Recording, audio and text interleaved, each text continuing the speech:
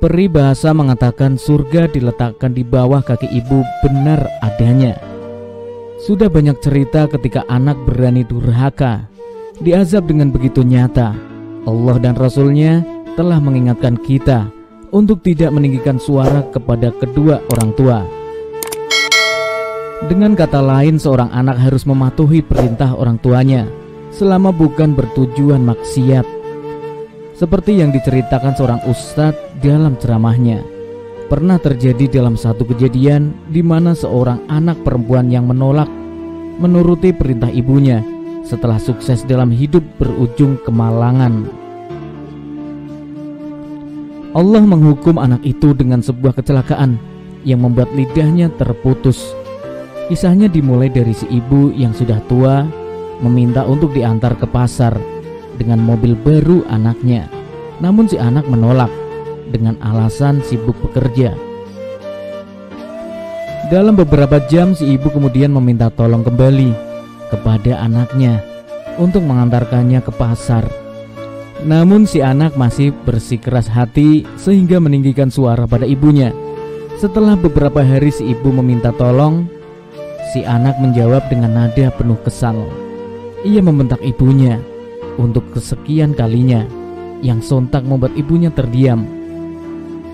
Pada suatu hari ketika dalam perjalanan dengan mobil ke tempat kerja, hati si anak ini masih jengkel dengan ibunya sampai ia menggigit-gigit lidahnya.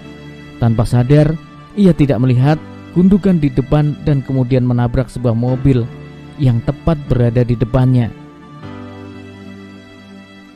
Akibat kecelakaan itu, ia tergigit lidahnya ditambah lagi dengan dagunya yang terbentur pada kemudi mobil hingga mengakibatkan lidahnya terputus. Sehingga dalam perjalanan ke rumah sakit, ia menjerit kesakitan dan tiba-tiba kata-kata tinggi yang diucapkan kepada ibunya terngiang-ngiang di telinga. Dia teringat kembali dengan semua yang dia ucapkan. Selama di rumah sakit, hatinya mulai merasa bersalah. Kini ia tidak mampu makan dan minum, apalagi untuk berbicara, memohon maaf, dan minta ampun.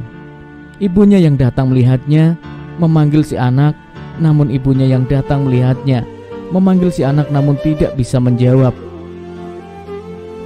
Hanya linangan air mata yang keluar sebagai jawaban dan ia pun mengulurkan sehelai kertas yang bertulisan, "Sakit lidahku terputus tidak sesakit hati ibu. Maafkan aku anakmu. Aku berjanji akan membayar kesalahanku pada ibu. Wassalam anakmu." Si ibu kemudian terus memeluk anaknya dengan penuh kasih sayang.